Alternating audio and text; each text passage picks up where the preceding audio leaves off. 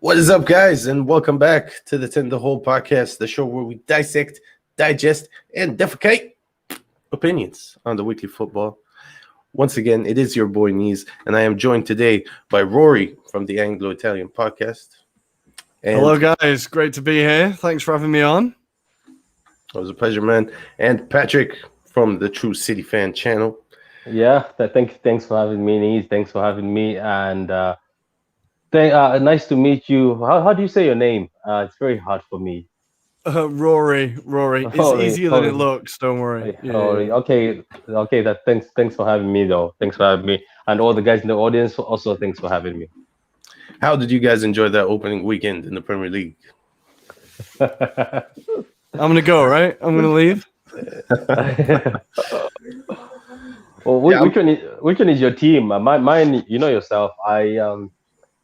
We lost to Spurs obviously for 1-0, and you could tell that when fans are back, it's harder now for you to just be able to steamroll a team. You could see that the fans were pushing the Spurs team to the last minute. To be honest with you, everybody knew it was coming. A lot of City fans posted already saying, looking at that lineup, if we get a draw, we're lucky, but we'd rather take a draw and run away.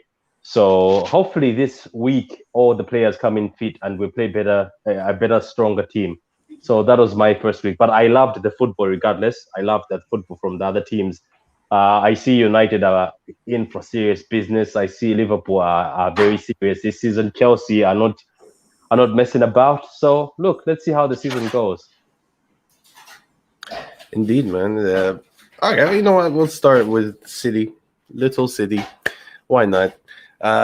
Rolling up to the Tottenham Stadium, Nuno Espirito Santo's side. He just took a leaf out of Jose Mourinho's book and applied them same tactics that were so successful last season. No Harry Kane, no problem. Not a problem at all. However, for you guys, no Harry Kane, big problem. You seriously need a striker, man. What is going on there? I don't know, man. I have been. I was talking about it on one of the podcasts from a guy from America. I met him in one of the City groups. We were talking about the whole hurricane situation. Look, for City, we're not going to have to. Let's not joke ourselves. A lot of fans keep going after people when you tweet saying we are not going to succeed with the first 9 this season. For me, I'm going to give you 2 reasons, right? Last season, there were no fans in the stadium, and we could win 1-0 and get away with it because players didn't have that extra push. I think now, trust me, if we do that 1-0 City thing from last season, we're not going to get away with it.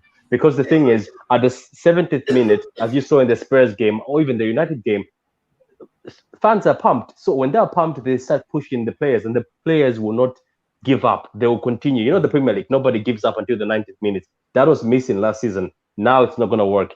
City used to succeed in 2017 by outscoring the other team and letting goals in, but we used to be like 5-2. So now we don't have a striker. We missed 4 chances that Harry Kane could have put away or any other striker could have put away. So I think we need a striker. And if somebody out there who's a City fan thinks, oh, Pep is a genius, we'll do the first 9 thing again, you're joking. Just look at what's been happening in preseason. We've been missing. We've only been scoring goals that sometimes are like, not that impressive. The second thing I think is, I don't know. I think if we don't get Harry Kane, which another thing I think we made a mistake. I don't know if you guys heard about this. Man City decided Harry Kane or bust. And this is the first time I've ever seen Pep Guardiola go in an interview and mention like straightforward mention a player's name, say, oh, we are interested in Harry Kane. So it looks like we are so desperate, but that's a mistake. We've shown Tottenham that we're desperate. They will drag us on and on and on, and they will get as much money as they can. I don't know why Man City did that. If they were smart, they could have been throwing a few things saying, oh, we're also interested in so and so. But no, City are so confident with Harry Kane. They're actually coming out and saying it's him or nobody. But if we don't get him, I think we're in big trouble, Nice. I think we're in big trouble this season. Can I just say, there's just 2 things I want to talk about. You do have a striker in Gabriel Jesus, but he never seems to get a chance. And also, for City, for me, it would make more sense to wait 1 year and go for Haaland. right? For me, that makes so much more sense than going for Harry Kane and paying almost twice as much money. Do you think you could get through a season with Gabriel Jesus if he actually gave him a chance? Look, for me, I don't know. I don't know. It's hard to say. Look, Gabriel Jesus works better as a winger. That's what I've noticed. And in Brazil, when he plays as a winger, even in the Copa, when he helped them to the Copa, which he was one of the most important left wingers, he seems to be better at the left wing. Against Madrid, he played as a left winger. He gave Varane a lot of trouble. That's for you United fans. Jesus owns Varane. That's how bad it is. We'll see about that. We'll see. Yeah. So look, what I'm trying to say is, I don't know. I think, have we actually given him a chance? I don't think so. I'll be honest with you. Let me not be evil. I have never seen him given a proper chance where it's you. No matter what, it's you. At the lineup, it's you. Oh, he's always dropped.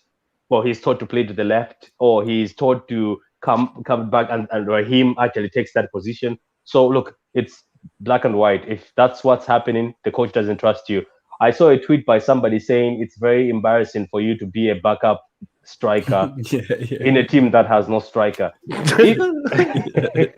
Which that's painful. If I was Jesus reading that, I'd be like, that's a big there's a big knock to the confidence, isn't it? I know. And do you know what's worse? You are a fit striker. Your manager decides to play Bernardo Silva as a false nine, De Bruyne as a false nine. He even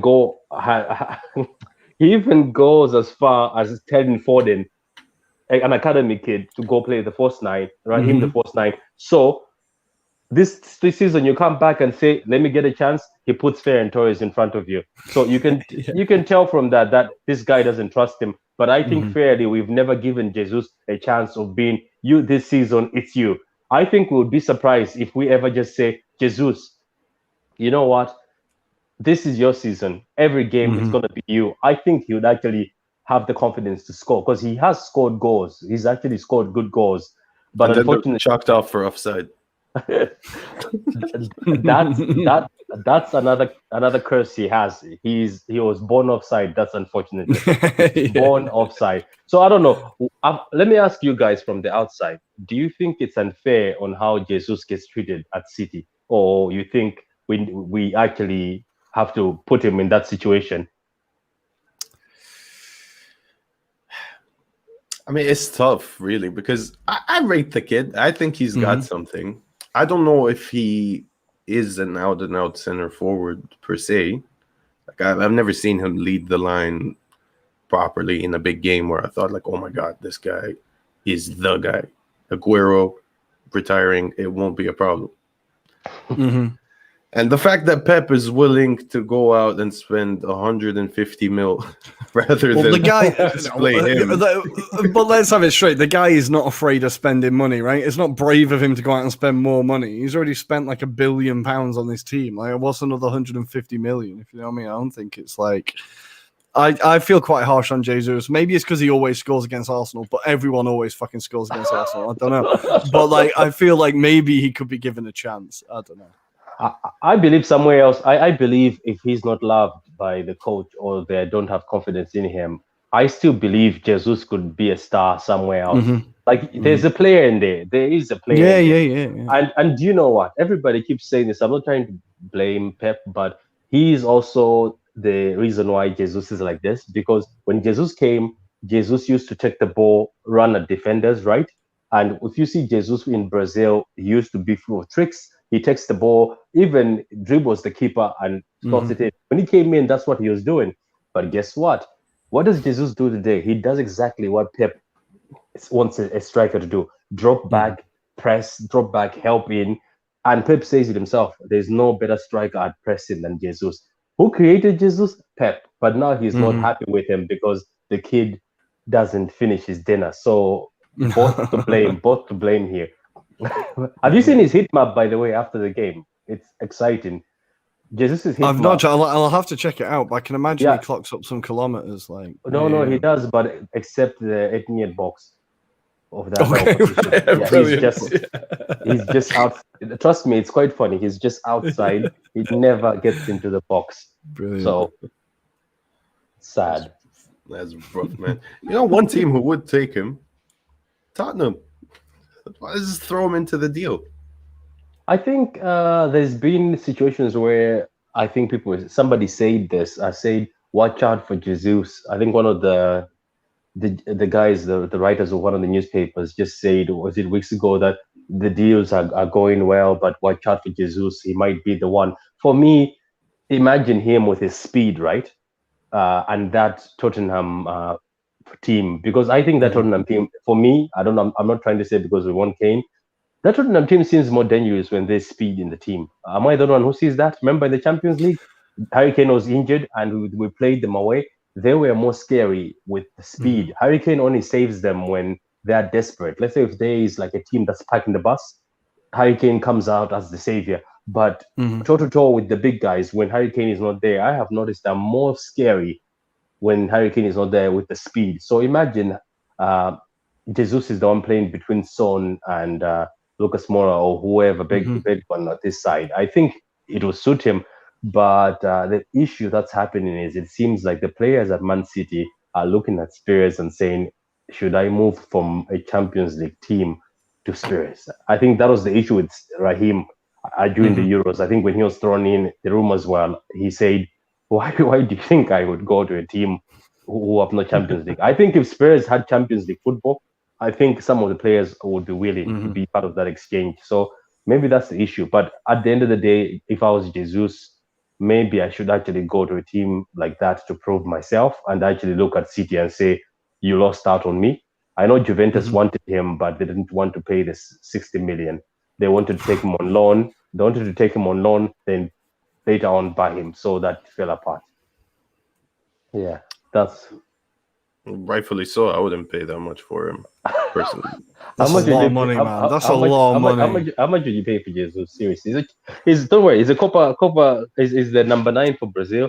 Is a Copa winner. He's a FA Cup winner, Carabao Cup winner. He's a Premier League winner twice. Yeah, but as we said, he hasn't featured heavily in any of those seasons. I think he scored the 100th goal in the 2017. It was him. Which is one goal, right? But there was 99 before it, right? There was 99 before it that weren't him, right? I think you know what? I bet this is the conversation at the table when they're selling it. I would maybe, I don't know, 30 million. I don't know. I wouldn't be. I think 60 is a bit of a push, but I think you're right about Spurs because their whole system is set up about catching teams on the break. Yeah. Their pace is terrifying. I think Son is an unbelievable. I hate that he plays for Tottenham. But he's an unbelievable player.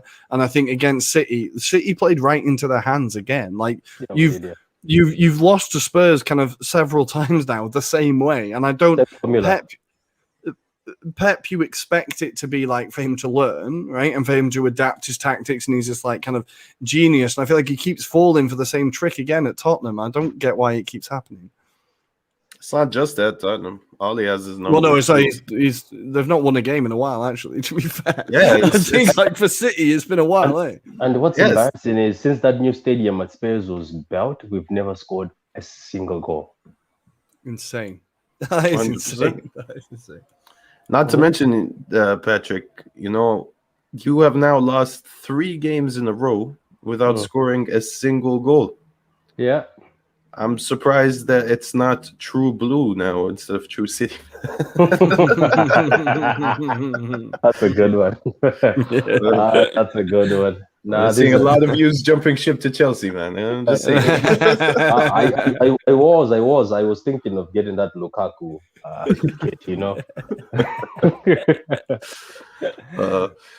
What did you guys think of Tottenham, though? Like, aside from the front line, I thought Lucas Moura was fantastic. Japhet Tanganga had an amazing performance for a center back playing up against Raheem Sterling in not his position. He did brilliant. And once again, we saw the importance of Højbjerg in that midfield, man. That guy is the best thing Jose did for Tottenham, in my opinion. Yeah, he's a player. Yeah, he's a player that they needed for a while. And I think you said it at the beginning, you can still kind of see like the silhouette of Jose on this team. You can still see the trace of him. You can still see that he was there. What do I think about Tottenham? I think that with Nuno, the problem that Nuno had at Wolves was that they would often do well against the big teams, but didn't do well against teams that were around them. So I feel like with Spurs, they might have a few of these marquee performances, but when it comes to teams that are going to let them have the ball, I think Patrick touched on it earlier. Like when Spurs are given the ball, they tend to struggle. It's when the other team have the ball that they're at their strength. So I think, look, obviously I'm an Arsenal fan, so I hope that they just sink to the bottom of the league, never to be seen again. But I think actually they could be all right this year. I just worry about Nuno. I don't think, because Wolves had such a terrible season last year. People forget how bad the season that was for Wolves, that maybe it'll take him a while to get his feet under the desk at Spurs. But they're backing him in the market. They've made some great signings. Romero is Serie A Defender of the Year. Unbelievable defender. Golini's a great goalkeeper. They're still getting linked with Martinez, Vlahovic. I think like Daniel Levy is trying to win back the fans' favour, I think, and maybe they could get a few more signings yet. But I think they could be in for a good season, unfortunately. Fortunately, indeed. And the Harry Kane business, I mean, we're coming up on towards the end of the transfer window. What is it, like 2 weeks left? In theory, I've been saying it's probably better for Spurs to just get the deal done now so they can have time to find a replacement. They don't want another case of having like those 7 guys coming in and just when they reinvested, when they reinvested the Bale money. Yeah, no, I think. But one thing we know about Levy is that he's gonna drive a hard bargain, and I think he's gonna make City sweat. I think they might have already spent some of the money that they're anticipating from Harry Kane. I think maybe they've already spent a bit of it. But yeah, they could.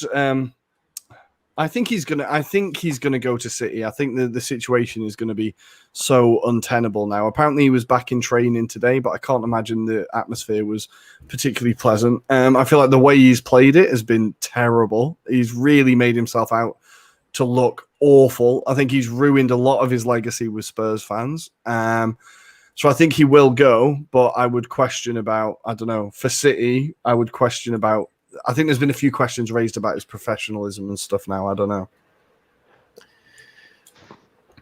I mean, but who's pushing this agenda? Like, if I'm a Tottenham fan, I get that, okay, you know, he wants to leave us, like, you know, I'd want to be saying, like, oh, he's a Judas, but this is the best player we've had in eons. You know, and he's actually put it in, like, big performance after big performance, literally carrying the team on his back sometimes. Would you begrudge him for wanting to play Champions League? Like, he deserves to be there. No, of course. And at the beginning of the transfer window, a lot of Spurs fans said, yeah, Harry, we understand you want to win things, go. And then he didn't turn up for training. And then he played it horrifically in the media and was like, no, I didn't refuse to train. It's all the big mistake. I think that move, all of a sudden Spurs fans were like, oh, you know what, go. I think before they genuinely wished him well. Now I think they would quite happily see him leave. Yeah, but do you blame him though? Like, I'm not saying because he's coming to City, but let's go back in the history of Tottenham, right? Carrick had to do something. I mean, Carrick said in an interview that he begged Levy, begged him that please let me go and play Champions League football. I am getting older. The guy said no, and he had to do something out of this world to get out. Modric wanted to go to Chelsea, remember? And what happened? He had to throw his toys at the pram. Levy stuck firm and then told him, okay, if you want, you're getting out of the country. I don't want you at Chelsea. Obviously, that makes sense with Chelsea and London and everything. Yeah. Gareth Bale had to also throw his toys at the pram and stay in Spain and say, I'm not coming back until you guys negotiate. Do you remember that? So you see, that's fair. It looks like when you're dealing with Levy, it looks like this is what I believe. I'm not, I don't know Mr. Levy, but from what I hear, I believe he's somebody who casually tells you that, look, you're a big baller. If somebody comes with this amount, I will let you go. You know what I mean? But I think he's somebody you don't trust. But then isn't Harry Kane just an idiot for believing him and signing a 6-year contract that nobody forced him to sign? I know. 6-year contract, and then you go, a gentleman's agreement in football, man. Come on, like. He was advised by his idiot brother, and it's all just falling in on him. Like I think it's like I don't begrudge him wanting the move. I just think the way he's done it has been so poor. Like, trust me, as an Arsenal fan, I'm used to our best players leaving. Some of them I don't mind that they left. Some of them I still hate that they left because of the way they left, right? And I think the way Harry Kane is leaving is going to make sure that there's a sour taste in the mouth, I think. Okay, is it just me, or this is just me making up things? I think Levy is loving all this. I think Levy at first was looking like the villain. I think Levy right now is so happy in his office saying, yeah, I bet he was happy when the fans were singing, Harry Kane, look at this. I think Levy, if he lets Harry Kane go, would rather Harry Kane look like a villain. You know how Harry Kane was the goody, Mr. Good, Mr. Professional? I think Levy was like, shit, if I sell him, why he has this good image, I think it's not going to go well. So I think he purposely, let me see what he's going to do. Let him look bad, you know what I mean? Because right now... Well, exactly. Yeah. Did you hear the Spurs fan that have been calling in these talk shows or BBC? They are pissed off. Like I've never seen them pissed off. And Niz, you're right. I was thinking that they'll just give him a blessing, but it looks like nobody gets a blessing. Grealish did not get a blessing. Grealish is being called a snake and Judas, but he still did it the professional way. So I think either way you do it, fans will hate you. Sane, I call Sane a snake too. Well, for going to Bayern Munich. But you can, oh come on! But you can affect how many. Like some idiots are always going to call you a snake, right? Yeah. But you can affect how many of the fan base call you a snake, right? Whether it's just the morons or it's 90%. We called him a snake for the first time. Look, do you know what I think? Nobody like that ever left City, because City never had players like that for a while. We used to always go buy from somebody. Let's say Tevez came from United, then we bought a few Arsenal players that were already out of their prime, they were going towards the end. So we never had somebody like Sane come in who is so good, then he develops with us, then we're like Sane, then he walks out like that. Do you know what I mean? We never lost somebody like that. So Bayern has only been the only club that has actually come to us in the recent era to come and say we're taking so and so, and they've succeeded in taking that. So people were so shocked, especially the new generation of fans. So there was snake, but now they're laughing at him because he's not performing as good at the right-hand side, which he was crying for at City. Because I heard that he wasn't happy being played at the left. He really wanted to play at the right-hand side. They were having issues with Pep. He wasn't tracking back. Now at Bayern, he's playing at the right-hand side, and it's not working out for him. But anyway, I'm done now. I don't call him Snake anymore. It's not like the Liverpool fans who still call him a Snake to 2021. So I don't know. Snake City. All right, Rory, this is the moment you've been dreading. Brentford 2. Arsenal, no. Their first Premier League game ever. I mean, I know they were in the first division 70-something years ago. Who cares? But to be fair, I never gave you guys a chance just because first game of the season, newly promoted team, the stadium is full again, and it was rocking. My God, they rocked you. Yeah. Well, honestly, I said on our pod, I predicted it. I said, I'm going to tell you how Arsenal's transfer window is going to go. We're not going to sign anyone. We're going to play the first game. We're going to drop points.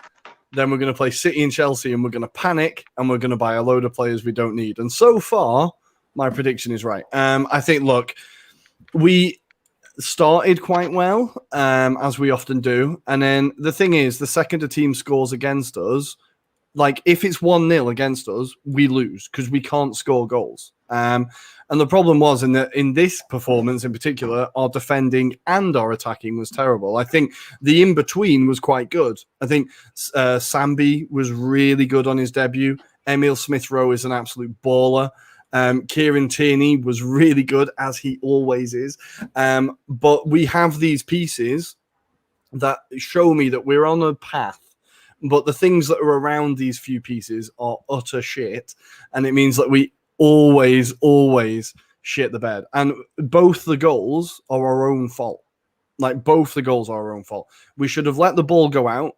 I don't know why Chambers clears that ball. Just let it go out. And then resettle, get the team set up. Let's go.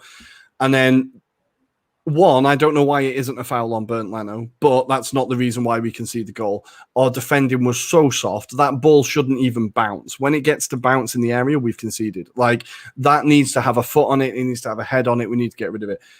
Am I surprised by this performance? Not even slightly. I was at a dinner with my girlfriend's family for the game, so I didn't get to watch the game. And they're all Italian, and my Italian's okay, but about halfway through the dinner, I went very, very silent as Brentford scored. And for the rest of the evening, I sat in quite a terrible mood as they all asked me what was up with me. Look, I'm not surprised by this performance at all. I'm worried about the season. I'm worried about Arteta. I'm worried about how the club's being run. I'm worried about our players. Like, there's a lot to worry about at Arsenal at the moment. But for Brentford, absolutely fantastic performance. Everything that we thought they would be. If you watch them in the Championship last year, their style is that fast-paced, pressing, relentless, and the players all know what they're doing.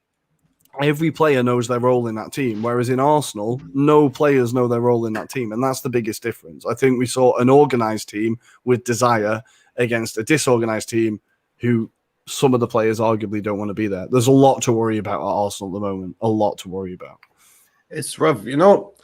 I I was thinking earlier, and like, what must it be like to be an Arsenal fan at the start of every season?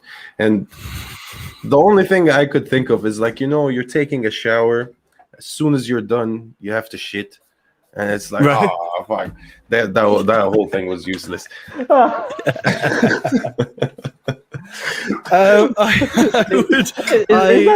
the example? I like that metaphor. I like the metaphor. I often describe it as a death by 1,000 cuts. It's like every season we are told that there will be investment, that we will improve, that the young players are finally going to hit their stride, and it's always next season. And then the season, especially last season, was just incredibly painful. I think the last Arsenal season I enjoyed was when Leicester won the league. Was actually a good season until we bottled it. I think that was the last time that we actually had a team that was decent, performances that were decent. It's been a long couple of, and a manager who was decent. Exactly. I think been a long couple of years. It's been a long couple of years, and the problem is with our owners. I don't know how bad it has to get before things change. Like with Manchester United and Chelsea, they had that one season out of Europe and they kind of reversed the truck pretty quickly and managed to get back on the road. Our owners really, really do not care. Really do not care. And I think the only way that they would sell us or they would have any form of action is if we got relegated. I think, honestly, they would be happy with a Mike Ashley type model where just staying in the Premier League is enough. I think that's how bad it could get. And that's what worries me because we used to be, at one point, we were the best team in the world, right? At one point, we were the best team in the world. And we've gone from there until this. And I'm sorry, the unbeaten season, we were the best team in the world. I'm not having any disagreements on it. That point, In we England, were the best team in England. Maybe we only we can debate it another day, but that's my theory. And I think we've gone from that until this, and I think it's just incredibly painful to see, incredibly painful to watch. Yeah. But I'm sure from the outside, it's really entertaining. It's beyond just entertaining, man. It's hilarious. Yeah. Are you with the Arteta out brigade? Not really. I don't like to be in the camp of Arteta in, Arteta out. I give the guy a chance, and my patience is really running out with him. I think he does a lot to shoot himself in the foot repeatedly. But also Conte in, right? Arsenal fans, we are not getting Antonio Conte. Every job that guy takes, he needs 200 million minimum to spend on a team. He needs big investment. We do not do big investment. He left Inter because they wouldn't give him the investment. And that's why I think for the moment, if we do sack Arteta, who else do we get? Some random average manager who just takes us through until the next average manager comes along. I think it's not going well with Arteta. It really isn't, but Uh, I don't know. So I don't know. That was a really long answer to a short question. I apologize. It's all good. I mean, to be fair, I think you guys would be lucky to get an Eddie Howe, let alone Antonio Conte at this rate, especially with the squad. What was that whole business with Aubameyang and Lacazette? All of a sudden, hey, we're sick now.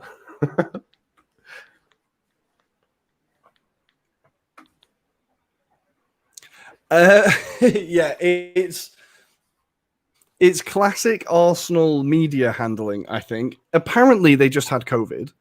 And what Arsenal do is they just make things a million times worse. As opposed to just saying they have COVID, they have this really vague messaging, which we've done a lot, and it just makes every case 10 times worse. I think it's nothing more than that. I think Aubameyang and Arteta don't particularly get on, but I don't think it's as bad as a lot of people are saying online. I think it probably is just they had positive COVID tests, and that's it. It's just that Arsenal are unable to handle anything in the media.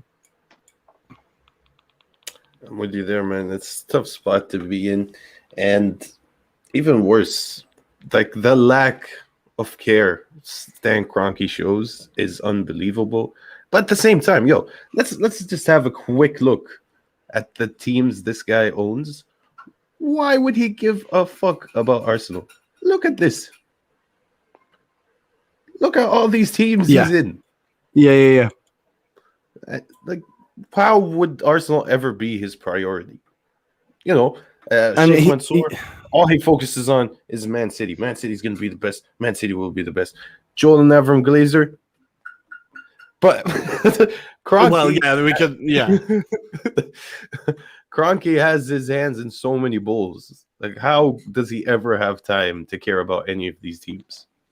Well, the idea is that his son is in charge of the club, which I don't like either. The idea is that Josh Kroenke is the one who's in charge. Look, I'm pretty sure that Arsenal have funded the Rams' run to the Super Bowl that year. Like, the money we get from the Premier League just goes towards the NFL team. And the baseball team, I'm not sure which one it is on that list, but I think most of our money goes towards the baseball team as well.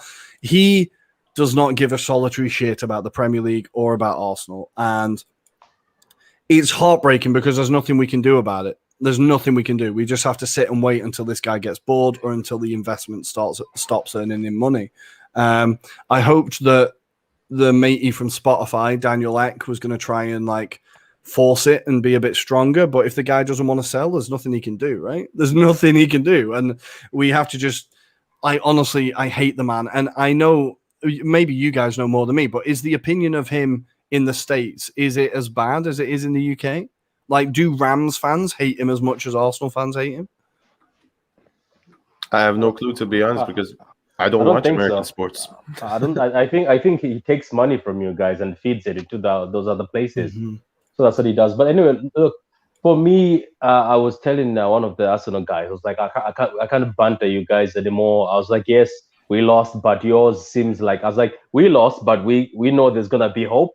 But I asked him the same because he was laughing at me. He was like, "Oh, we're in the same boat. We're both on -1, and we're both we both lost." I was like, "Yeah, but we lost Spurs and you lost Brentford." And I was telling him that. I was like, "Look, I'm not bantering you, but I want you to look at the two teams. Who do you think in a few weeks will start taking points?" He says, "You guys." I was like, "What? Like, look at your two best players. Some of your two best players, like Lacazette and Aubameyang." Like, now there's also rumors that they were not sick. There was actually an argument with Arteta that he doesn't like the attitude. Like, I don't know. It looks like every time Arsenal give a contract to a player, they become Mr. Big Boss, the same way as Ozil, and now it's Aubameyang. For me, I think Arteta has to go. This is just me, because I think he believes, just because he was with Pep, he believes he's Pep. Because some of the decisions he does, when I'm hearing them, I'm like, that's what Pep would do, but you're not Pep. Yeah. You haven't won anything. You haven't done anything. I don't know if you've noticed this at Arsenal. Yeah, like he does things that a manager like Mourinho would do, and would be like, oh, it's Mourinho, it's okay. Then Arteta, we hear, oh, Arteta is saying, yeah, you're gonna sit out because of this. I was like, but you're Arteta. You're supposed to be coming in that team and try to bring harmony and yes, in control, but try your best, like Oli, like what Oli did at United, where people say he's almost like a friend to the players. But Arteta, I see he wants to be. You can even But see that what only. title. I agree that his man. Sorry, I cut you off. That's really rude. Yeah, I no, apologize. go ahead. He man management is incredibly important, and Arteta needs to improve his man management, definitely. But I also feel like I think the moment you're getting at is the Aubameyang dropping in before the Tottenham Hotspur game, right? Which I think, regardless of whether the result of that was positive, which it definitely wasn't, I think Arteta was still in the right to do that. Your captain turning up late before a derby game, you cannot do that. And I can understand what Arteta was trying to do, but you're right. He hasn't got the credit in the bank to get away with it with the players. Yeah. So when Aubameyang goes, fuck you, like, why should I listen to you? He's got a point because Arteta, he has won something. He won the FA Cup. Let's give him that, right? But he hasn't got the credit in the bank to impress the older players. I think you're right. And man management has been his biggest problem. But I also think Ollie, as well as United started this season, I think tactically he isn't the greatest. And maybe man management is the only string in his bow. But we'll find out, I suppose. I don't know. Maybe just being pally and giving all your players nicknames works. I don't know. One out. Well, it certainly works better than some. And plus, yeah, we just quickly, we've still won more trophies than you in the last 4 years. So let's see what happens there. That's fine. You can't beat us. You never beat us. You haven't scored against us in 4 games. I knew that was coming, but you know what? I can't really hear you over the points gap.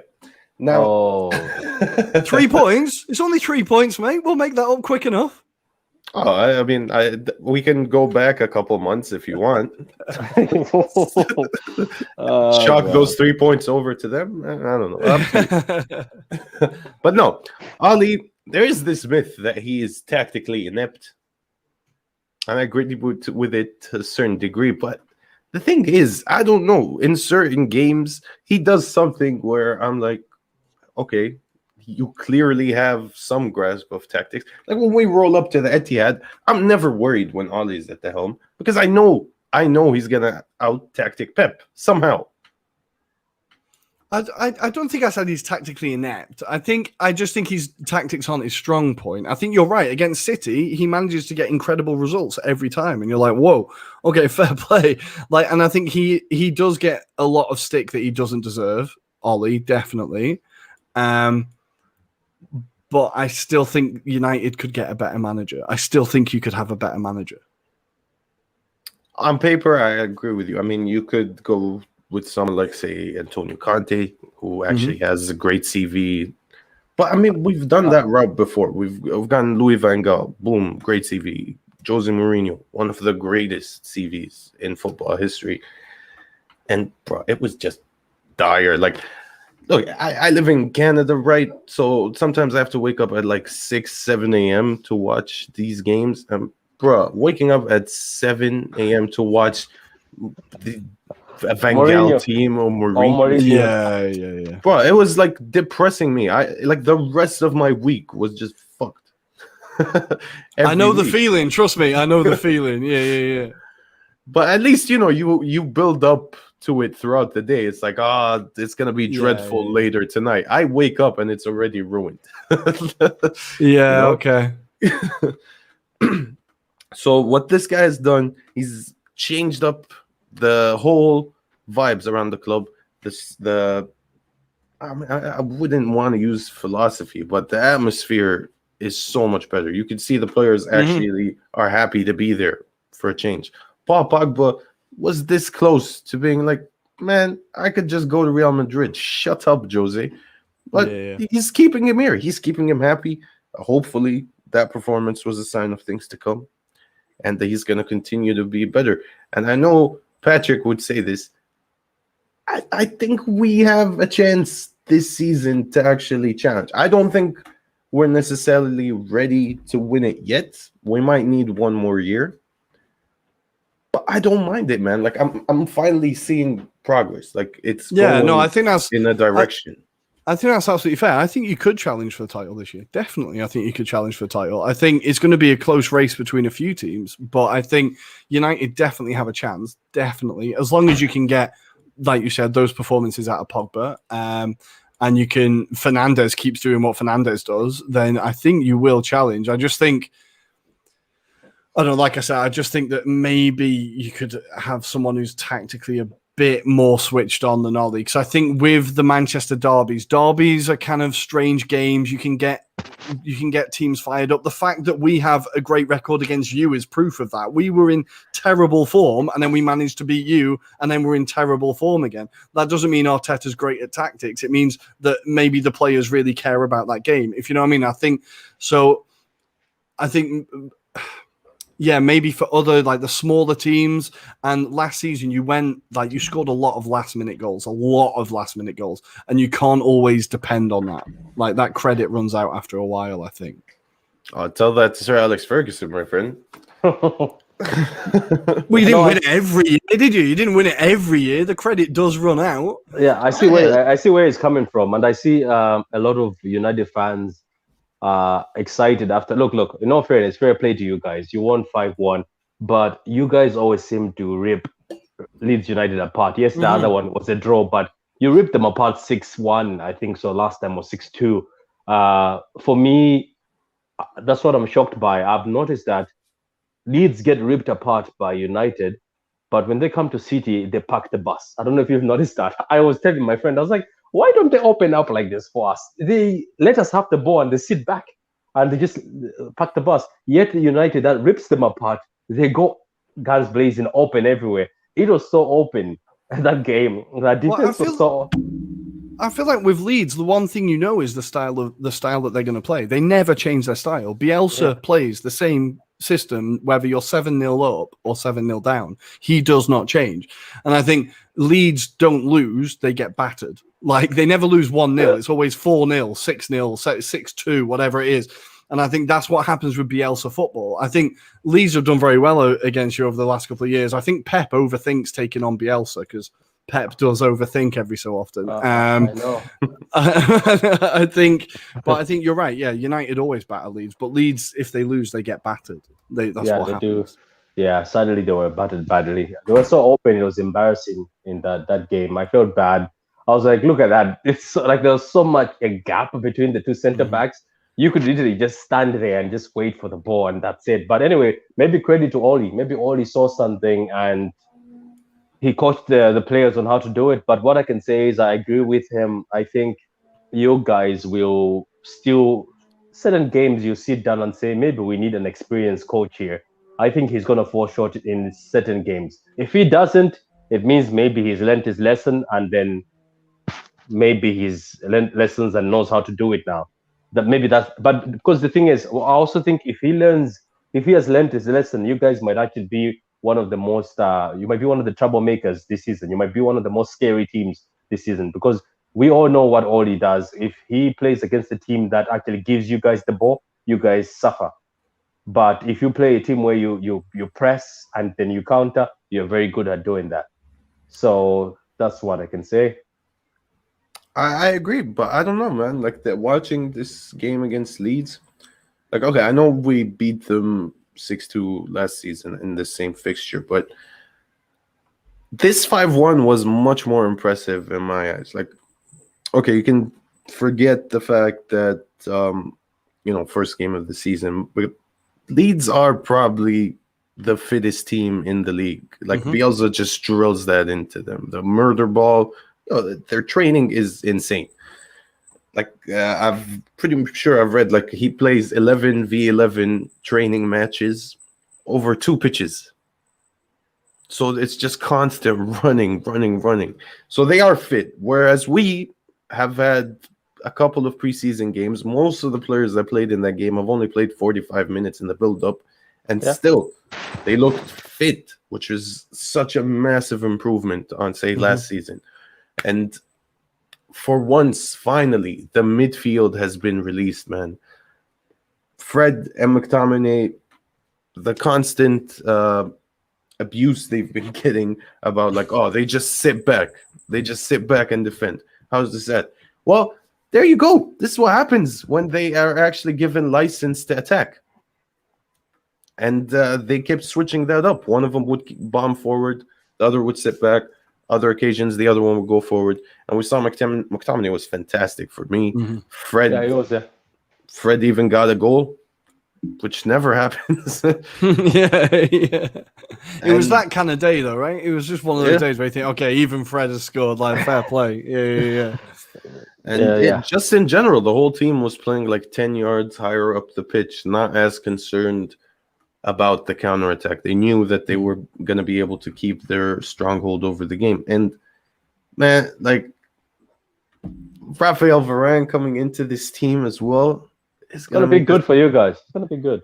It's going to be great. I mean, it was great on Saturday. The guy walks in, the glass broke, stone cold Raphael Varane just there. Everybody just lost their mind. Like, there's no way we were going to lose that game after he did what he did. Yeah. That was a smart tactic. I said to one of my friends, like, that's smart. I don't know why teams don't do that. I don't know why teams don't. You know, like how you are hyped for somebody. You know that Sancho is coming, or just imagine that even if Sancho was never shown and him and Varane just walked in, like that, whoever thought about that? That was a masterclass. You've got the fans hyped already. Yeah.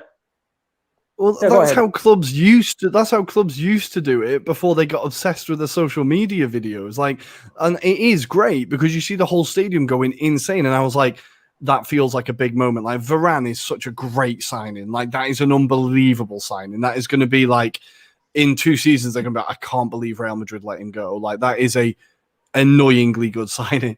And that being like that announcement was incredible. I think it's finally the partner that Maguire needs. He's got the pace, he's got the ball control, he's got the passing, he's got the intelligence, he's got everything that Maguire needs alongside him. Like, Maguire's a great defender, but Lindelof isn't, and Bailly is always injured. So I think like that Varane sign is incredibly intelligent signing. It's a power move, yeah.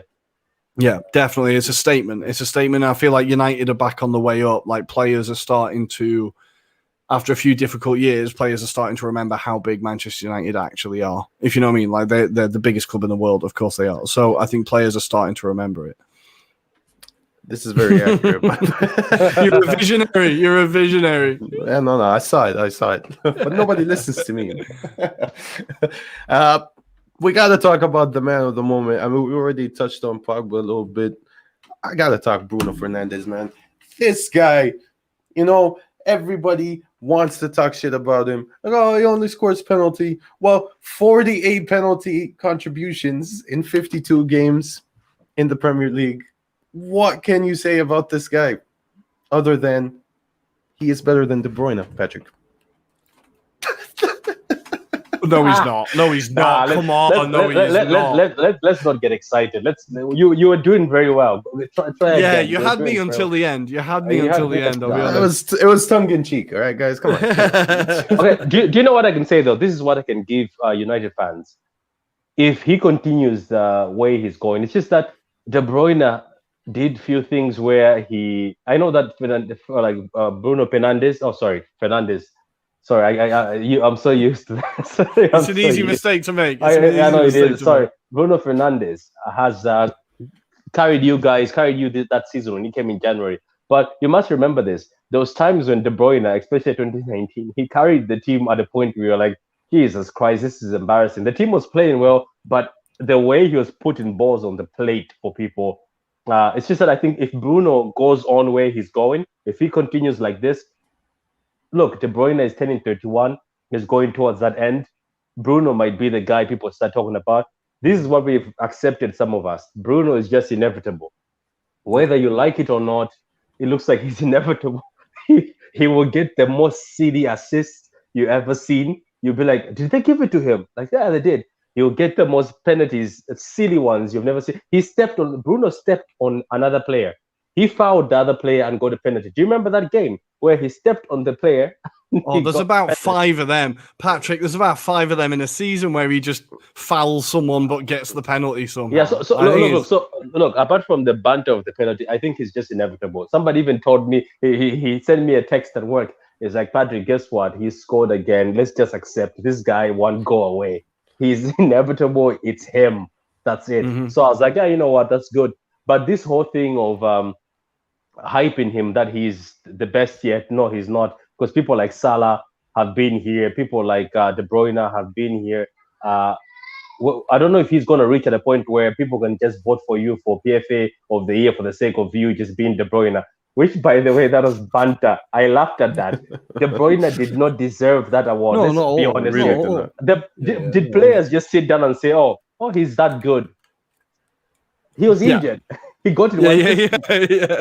Yeah. So look, Nice, I'm pretty sure very soon, and this is me truly saying it. I know I'm a hater. I hate you guys, and I hate Bruno because he's inevitable.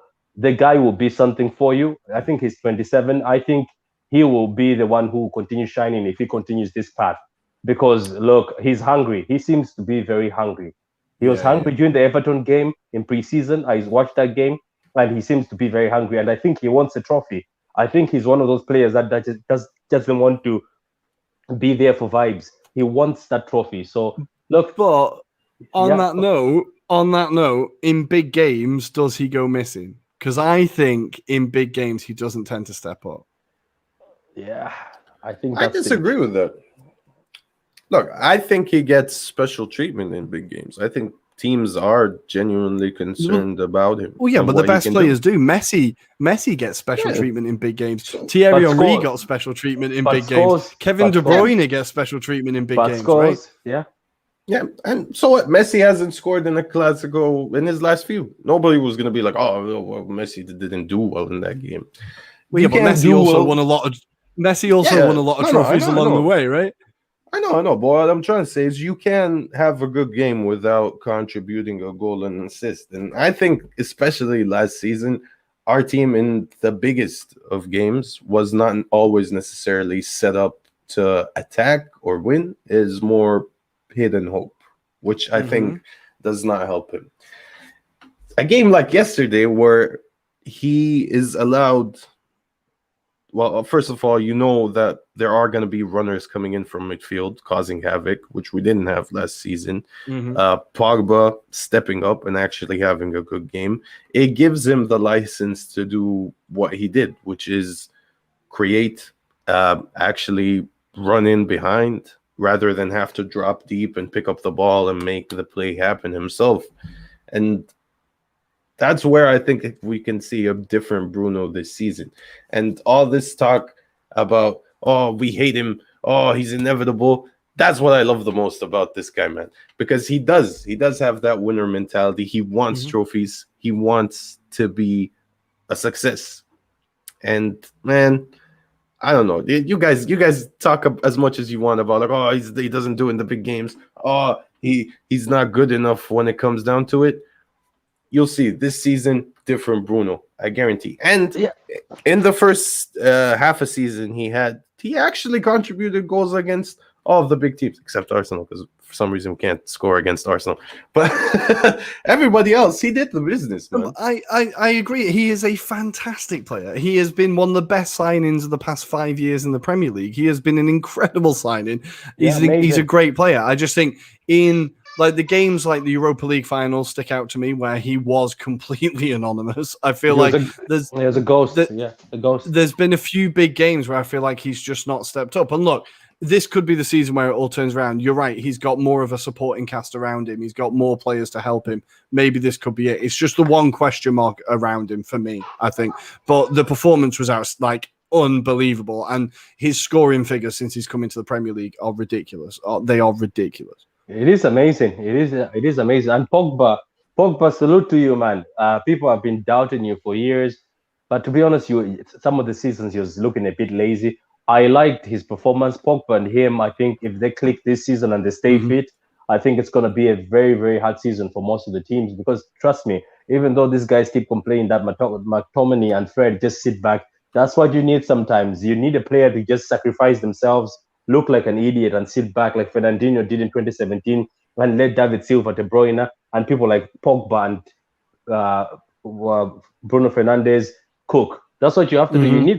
Fred needs to be the fool like that. You need to laugh at him and say you just sit back for other people to shine. So look, with Varane in the team, I am concerned, and some City fans were telling me, "Why are you concerned? Don't concern." But you have to be concerned because he's bringing a winning mentality. He's won the World Cup as one of the main centre backs. He won La Liga. He's won Champions League. He's got Champions League medals. Yeah, four times. Look at that. So do you know what? Maguire right now has somebody who would tell him in a final, like against Villarreal, that, bro, this is a final. We have to do this. This is how you do it. And Maguire will look at him and say, "You're saying the truth." But imagine Victor Lindelof telling Maguire, "This is a final. We have to do this." Maguire look at him and say, "What have you won? What have you won, my friend?"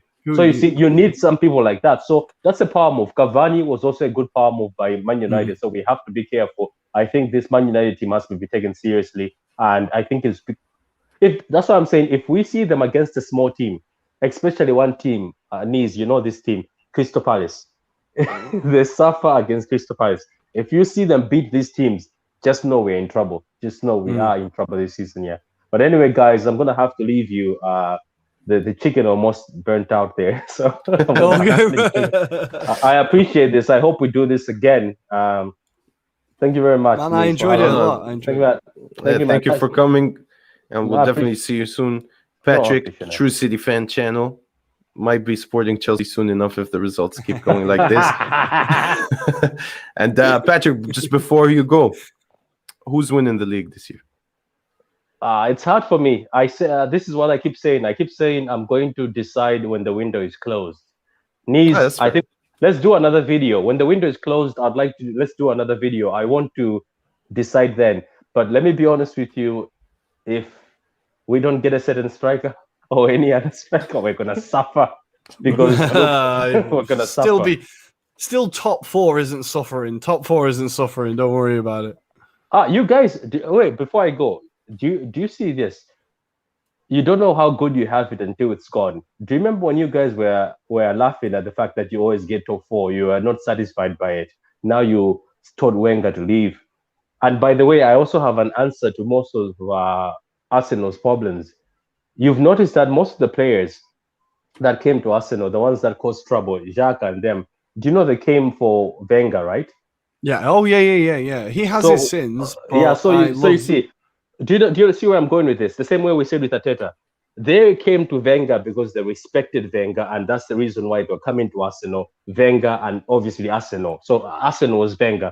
Now they come out, Wenger leaves them, and then they end up with Arteta. So some of those players, I think, who came for Wenger, those are some of the players you guys should get rid of. I know it'll be hard, but get rid of those. I think bring fresh blood.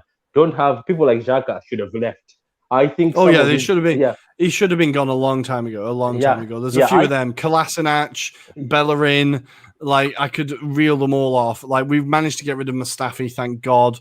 We got rid of Ozil eventually, although I think there's more questions around that one. But I think there's still a lot of dead wood that needs shifting. But nobody will buy them, Patrick. Do you know anyone who will buy Xhaka? Because nobody wants him. Nobody wants him. Wait. Do you want to take Mendy? No. We've got Kieran Tierney. I'm all right. That is the one position that we can beat you in. We've got a better left. We've got two better left backs than you. That's the one position we'll take you in. Okay. Anyway, see you guys, man. See you guys. All the best. I'll be watching. Thank you. Cheers. Good guy, Patrick. And what a guy. I like him. Yeah, what a guy. Yeah. And finally, one last thing from the United game I did want to bring up. It's more something that will apply across the rest of the league, which is the new offside rules. Look at that. Look at that thick ass line. It's beautiful. It's beautiful. Yeah. Double C thick. Yeah. I want to take it behind the middle school, get it pregnant. That's thick right there, man. Give it some curves too. Why not? But honestly, this is what we were crying out for last season. What a brilliant idea. I don't know who had this idea, but thank you. Thank you. I just hope it's not Mike Dean. If it's Mike Dean, I'll hate it. But thank you. Yeah.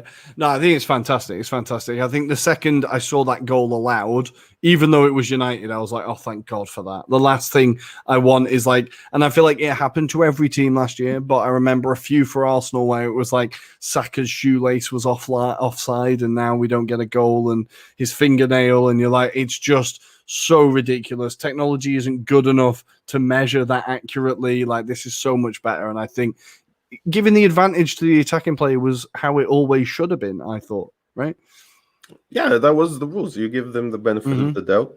And I don't know, man. Like, at least when we didn't have VAR and the Lionel made a mistake, either way, whether it was like wrongfully called offside or it doesn't get called at all, I could at least live with it. Like, hey, it'll even out throughout the season. It's human error. What are you going to do? They have a hard job. But when you have all this technology, man, and you're still making it somehow worse, even if it is the right decision, but like, oh, his armpit was, I was like, man, that's just stupid. It was ruining it was genuinely ruining the sport. And I think it was, all the decisions that completely fucked Arsenal last year are now rushing back to my head. It was killing the game. People were genuinely getting angry. It was making like, every time you scored a goal, you didn't celebrate because you wanted to check first if it was going to be given, no matter what the goal looked like. I think this is going to improve the experience so much, and especially now there's fans in the stadium. Because I think if they kept it the same way, fans genuinely could have been quiet but after a goal and then waited for VAR to give it, like, which would have just killed the atmosphere completely. So I think it's long overdue, but I'm glad they've done it.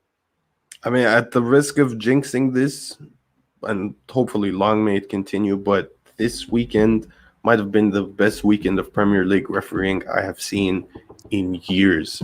Touch wood, touch wood, touch wood. There's some wood here. There we go. Touch wood. Yeah. Unbelievable. And let's move on quickly to your opponents for next week. Ugh. The Chelsea. That's Were you impressed by right? them?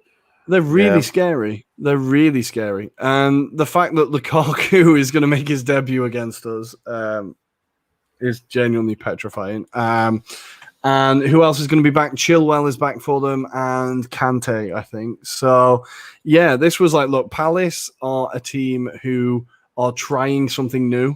They've bought a lot of new young players. They've got rid of a lot of old players. So they're a team that they might struggle for the first couple of weeks. And they're away to Chelsea. I think this was going to be hard. But Chelsea were really impressive. Even Chalobah scored a goal on his debut, right? I think there's a lot of good things going on at that club. The job that Tuchel has done is incredible. And for me, Chelsea are the favourites for the title this year. I think they're gonna put down a real marker for it.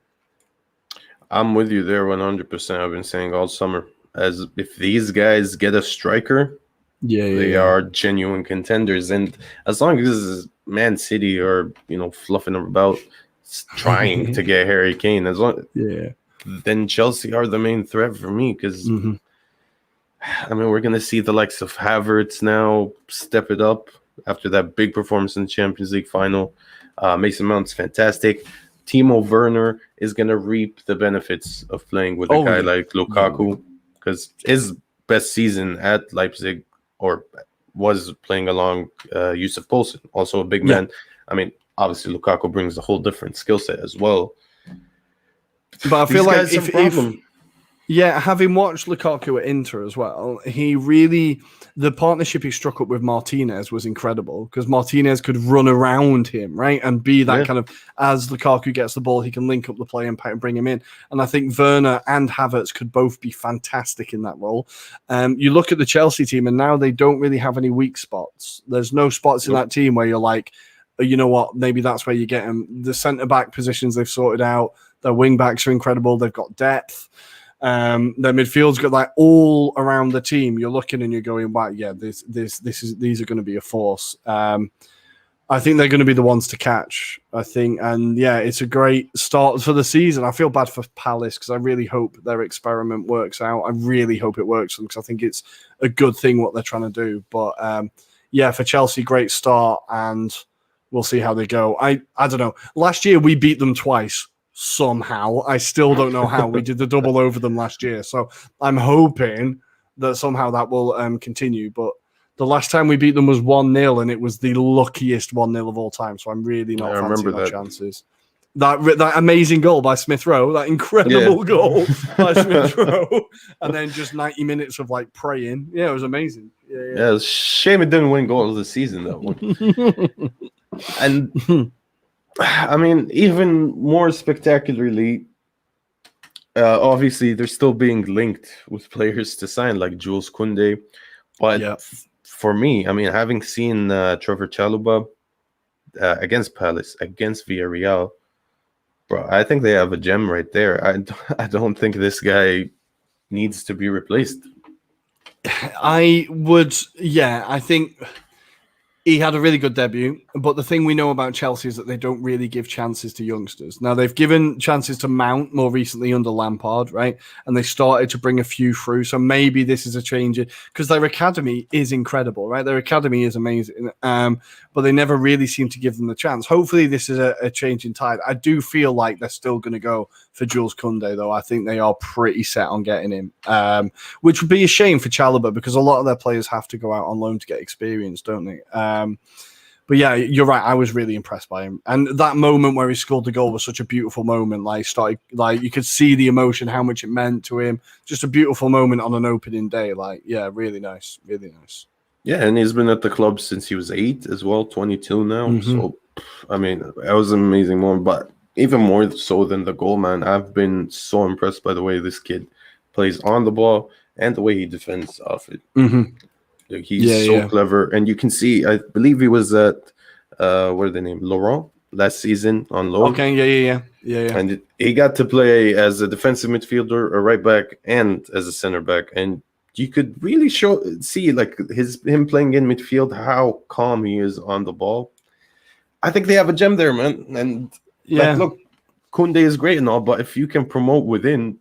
I know it's not the Chelsea policy, but why not? Why not do it? Why not do it? No, I couldn't agree more. I think if I was a Chelsea fan, heaven forbid I was a Chelsea fan, but if I was a Chelsea fan, I would want to give more chances to young players. If I mean, when your academy is so good, why not do it? Like, yeah.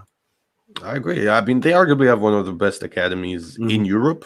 I mean, they show that at least in like the what they call it, the Champions League, the young Champions League. Like they're up there. Or whatever it is. Yeah.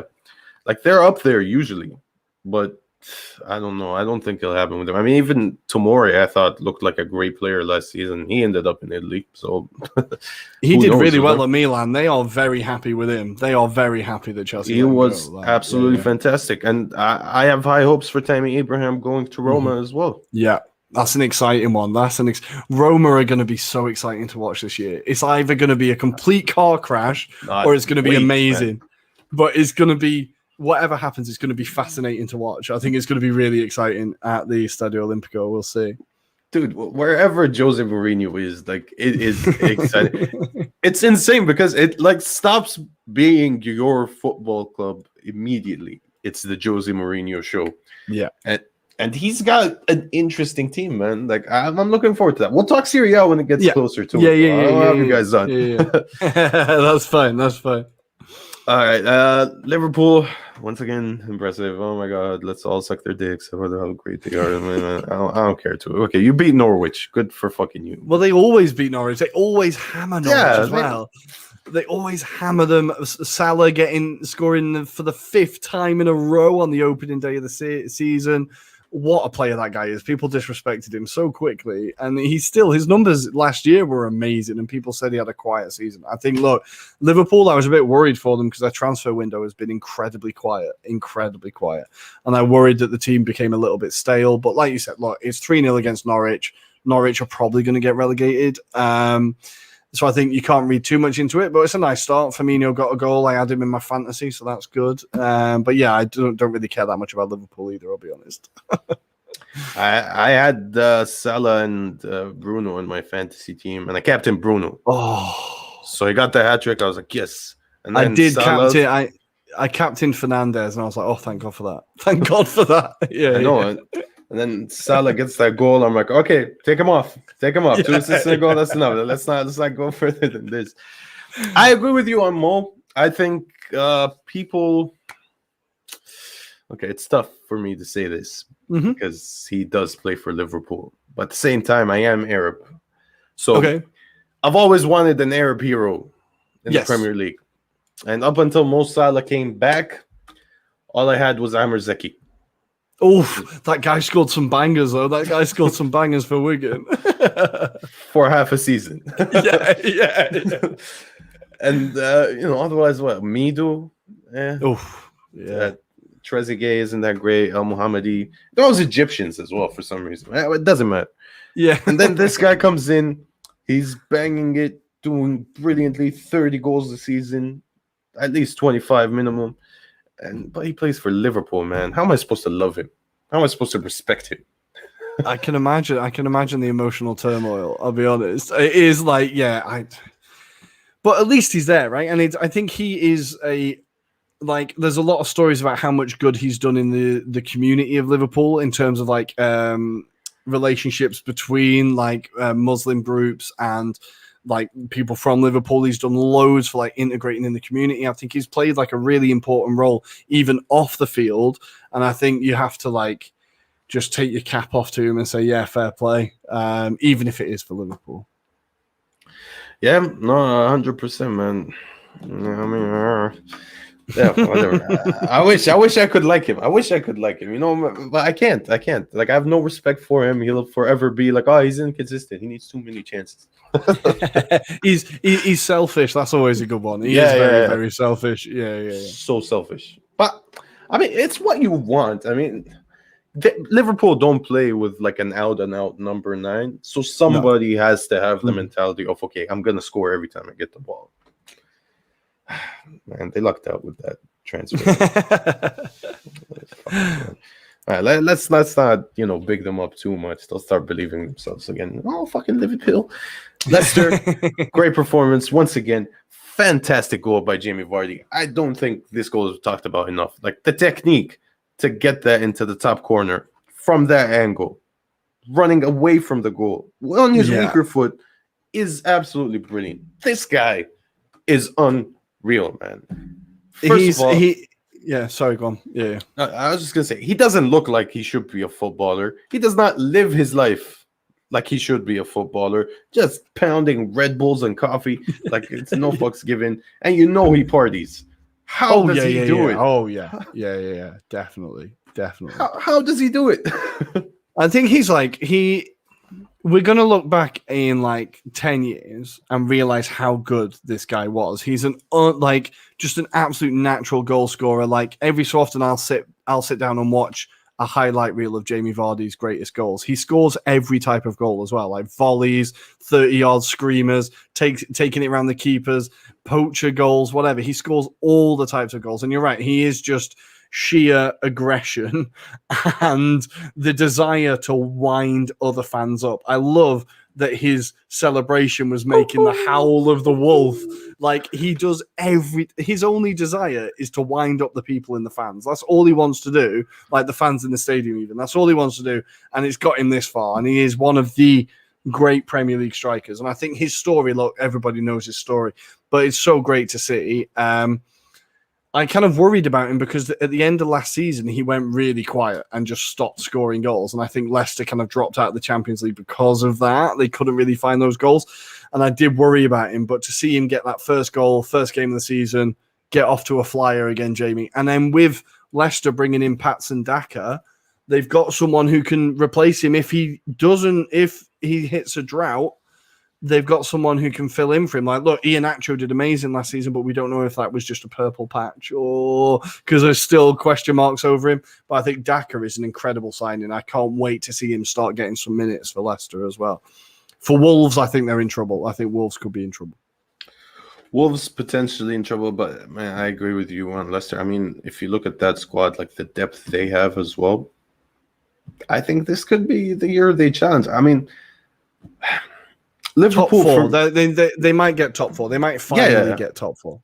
Yeah, no, that's what I meant by challenge. Yeah. Liverpool, for me at least, are an injury or two away from not being serious enough anymore. Mm-hmm. And plus, there is this whole thing now as well with World Cup qualifiers for South America. It's gonna be happening like throughout the season. So like I was even reading there could be a period where they lose the likes of Fabinho and Allison during a period where they play us. So yeah. And plus, And they've got AFCON, this winter as well. So that's Mane and Salah gone, right? And Matip. and Keita. Yeah. And Keita as well. Christ. Yeah. That's rough. So I don't know. I think Leicester, especially with Brendan, like I think they would have learned from the last 2 seasons. I think they would be desperate to get in there. But Jamie Vardy firing will be key to that. And I think maybe a big reason he was slowed down last season was not having the fans. He is a bit of a showman, you know? Yeah. He is very much so. Yeah. So good to see him just like immediately going back. It's fucking genius. The guy is brilliant. Yeah. The Palace one is till now the best of all time, man. I'm a big fan of the Sheffield United because he's from Sheffield. I love how hard he celebrated going against the Sheffield United fans. That one where he snapped the corner flag, that did make me laugh quite a bit. A mate of mine I know went to school with him. He was in the same school as him and said he was like that. All he said was he's been the same his entire life. I was like, okay, cool, right? Like, he's not anything except what he's being, if you know what I mean. Yeah, no, I fucking love it, man. Like, you know, he is the life of the party everywhere he goes. Yeah. Too right. And I hope Leicester pull it off this year, man. It's just been so sad to see them. Like they've been in the Champions League technically for longer than they've been out of it, but they just can't ever seem to cinch it on the final day. Yeah, it's always that fade away, isn't it, at the end of the season? I think they could do it this year. Let's hope so. And of course, West Ham could be another one of those teams to look out for. Brilliant performance against Newcastle, in my opinion. I mean, this game was my favorite game of the weekend. It was madness, this game. Absolute madness. Far. End to end. I know Newcastle ended up losing, but this is a much better Newcastle than anything we saw last season, I would say. Yeah. Mm-hmm. And it's key for them that they keep Sam Maximan. He is the one thing in that team that is exciting to watch. I think Newcastle are not an exciting team to watch. They're not fun to watch. I think Sam Maximan, if they can keep him fit, he could have an incredible season. He's a player that I would take at Arsenal tomorrow. I fucking love Sam Maximan. And I think he could be key to them. For West Ham, the only problem, now obviously they scored 4 here, so maybe it's no problem at all. The only problem for them is they've got one striker and one striker only. If Antonio gets injured, then they're kind of in trouble. But it was a great performance for West Ham. I think Rice really struggled. But Souček again scoring, picking up where he left off. Yeah, I think there's a lot of cause for optimism for West Ham fans. They just need to they've got a lot to do in the transfer window. West Ham. This is a very mean comment, by the way. I didn't hear anyone. We'd take most people in the Premier League at this point. Except Benjamin Mendy. I'm not having Benjamin Mendy. Benjamin Mendy isn't good enough for the Jordanian league. Al Wahdat wouldn't take him.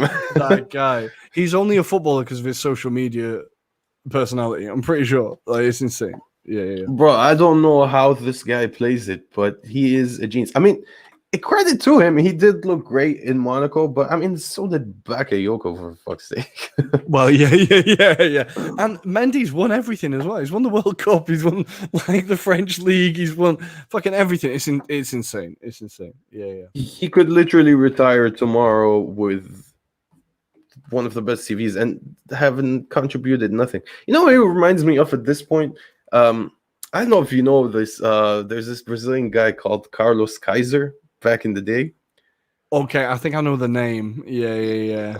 So basically, for anyone who doesn't know, he had a decade-long career in Brazil with at least 14 teams and played a total of 0 games, but picked up paycheck after paycheck. Just absolute genius. He was just friends. He's my idol. He is now my idol. Bro, I don't know how nobody's made a movie about this guy. I want to direct it because how do you do that? How do you just are friends with all the players. You just create this hype of like, oh, he's sick. No. And he's injured in warm up. Damn it, guys.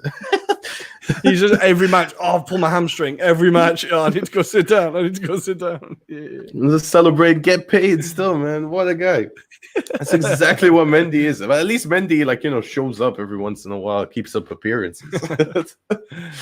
Unbelievable. Well, we should probably talk about Newcastle West Ham. I do worry about Newcastle. I do still worry about them because I think the whole thing with Ashley not investing in the club, Joe Willock could be their only signing. Look, Willock was great for them last season, but I'm not sure he's going to be enough of a difference to keep them up. I think it's going to be intense at the bottom of the league this year.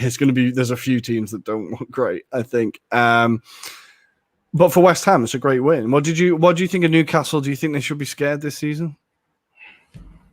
It's weird because, it's the same story we have every year with Newcastle. Mm-hmm. Like turmoil, just constantly for the past 10, 15 years with them. Yeah. But they managed to scrape it somehow every time. I think Joe Willock, the problem is he's not a signing that improves them as much as, it's more maintenance. Mm-hmm. They do need a little extra something, probably, but as long as you can keep Callum Wilson fit, keep Sam Maximan fit, then they have a chance. Yeah. And there are a few teams that I think would probably be a lot more worried than Newcastle, like Southampton for me, for example, are in trouble. Burnley are in trouble. Even Brighton, I know Brighton have improved. I mean, getting rid of Ben White gives them a bit of leeway to improve as well. Mm-hmm. I don't see it, but Norwich would be the relegation candidate from the newly promoted side with Burnley and then Southampton for me. Okay, yeah. I kind of went for Norwich, Watford because Watford always go down. Norwich, Watford, and then I kind of went Southampton or Burnley. I think both of those teams I'll be kind of worried for. So maybe Newcastle just again through luck of their. Yeah, they'll somehow find a way to get those 45 points that they need. Oh, wait, Rodri is frozen. Okay. What can we do about this? Elevator music. Until we get Rodri back. Elevator music. Until Rodri is back, but he isn't. So elevator music. This is rough.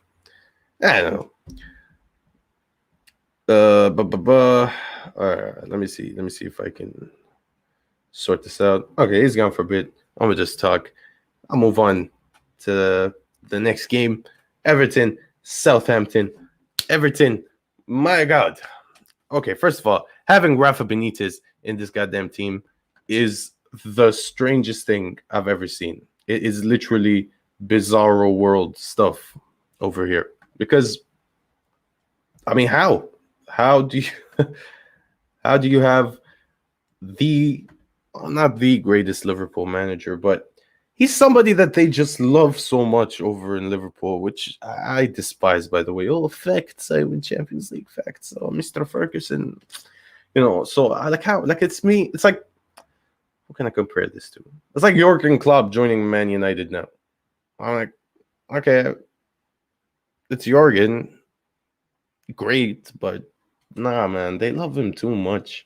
And the instant Liverpool beat Everton, which they inevitably will, and you have the he's back. There he is. I'm so sorry, my computer. If anyone wants to donate me money and buy me a new computer, it fails on a daily basis. I apologize about that. Nah, don't worry about it, man. I was just talking about Rafa Benitez joining Everton. This is a great comment because, he doesn't look like he should be in football at all. I think it's a very uninspiring appointment by Everton. It's not particularly exciting. I think they could be in for a season of like 9th, 10th place, just middle of the road football. What do you think about Benitez? I mean, it's not even like him being, because on paper he's a great manager for Everton, but they just love him so much on the other side of Merseyside. Like how if so you're weird. Like if you're an Everton fan, how do you love Rafa Benitez? It's like Jose Mourinho signing for Arsenal. Like yeah. When there was rumors of that, I was like, honestly, I'd rather finish the club than have Mourinho in charge. Like, yeah, because how are you supposed to love him? And you know the second they are down in a derby, the Liverpool fans are gonna be chanting Rafa Benitez's name. It's gonna suck. Like there's no advantage. But the thing is, he's a good manager. Like there's no denying that. Like what he's done, even at Newcastle, he did a great job. But yeah, I don't know, man. He's just not Everton. He's so Liverpool.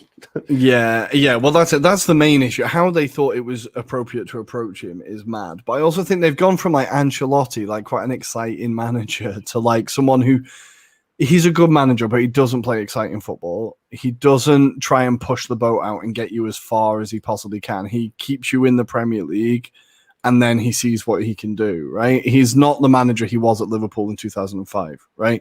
Football's moved on. And I think he's now just that kind of middle of the road. If you want someone who's not going to pull up any trees but isn't going to get you in any danger, that's your guy. Like, he did that job at Napoli. Like, I think it's just a bit for Everton fans. I can only imagine how fucking angry you would be about this. Yeah, he's the Honda Civic of football managers. Exactly. Just like wallpaper, just beige. Yeah, okay, cool. It's there. It does a job. It's fine. Like great safety rating though. Great safety rating. Yeah. Never gets relegated. Never fails. But yeah. But it's weird. In a way, though, you could say his profile probably fits Everton more than, say, Ancelotti. Because Everton throughout the years, you think of the times when they had David Moyes, like the likes of Fellaini, and even before that with the likes of Duncan Ferguson. Like they were always more of an aggressive defensive team.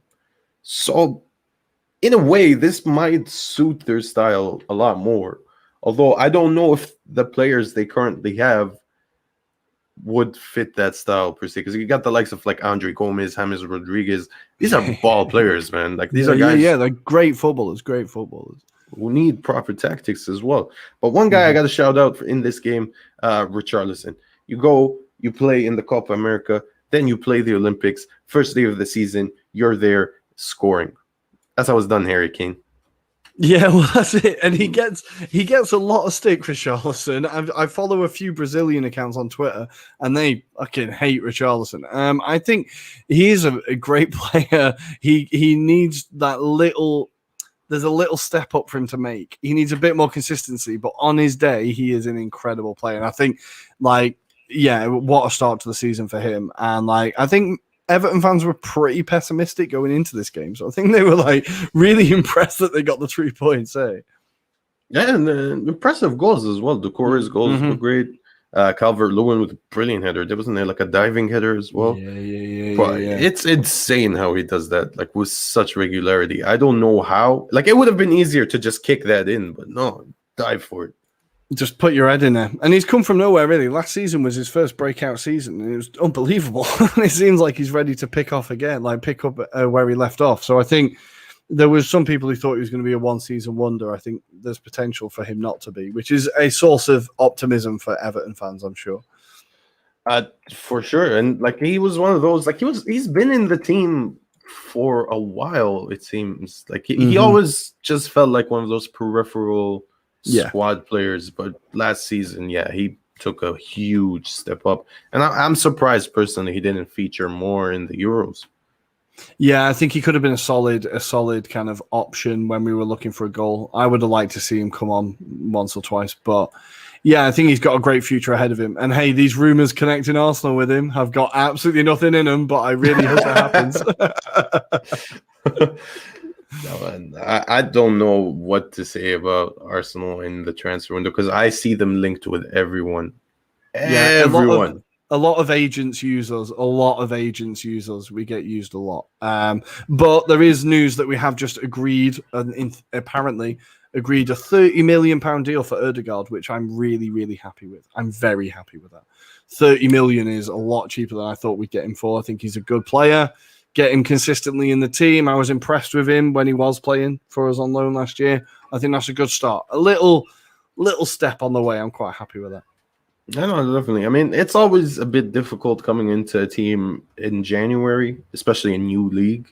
Yeah. So, yeah. but I think he was doing okay. Like he was definitely adding something to that team. There was a few games where he was killed. I remember a West Ham game, that one we went 3-0 down, but then came back to 3-3. His performance was outstanding. There was a few games where he was absolutely incredible. So I think I'm happy about that. 30 million is pretty cheap as well. I think we've done Real Madrid dirty there. I'm quite happy with that. Good. I mean, hey, it's a fire sale at Real right now, man. That's true. I can bump that. And better than signing Madison for 70, in your opinion? Yeah. With Madison, I worry that we'll overpay. I think we could still get Madison. I think we might be chasing both. But what worries me, he's not a £70 million player, and they want 70 million. His numbers are good, but I think he's never got more than 10 goals. He's never got more than 8 goals, I think, and his assists aren't in double figures either. And I think for 70 million, I want someone who's getting 14, 15 assists a year minimum, and probably double figure goals, right? But I feel like we're going to keep chasing him. Look, I'd be happy if we joined him. I just think we're going to end up overpaying massively. We're just going to overpay so much just because he's English, and it's frustrating. It's frustrating. The English tax is ridiculous, man. Yeah, it's crazy. It is crazy. It is crazy. And I don't care what people say. This isn't Man City's fault, man. As soon as they paid 20 million for Julian Lescott, everybody was just like, "Oh fuck, this is." I'm going to take it back a step further and say I'm going to blame it on Chelsea. I'm going to blame it on Chelsea because they had that mad transfer window where they bought Glenn Johnson for a ridiculous amount of money. They bought Joe Cole, who was great, but they spent a lot of money on him. I think there's one or two more. I think Chelsea, they changed the game, and then City just made it worse. City definitely made it worse, but Chelsea started the ball rolling, I think. You know, it's funny because the Chelsea have been around for so long. I sometimes start to think like, oh, they actually have history. No.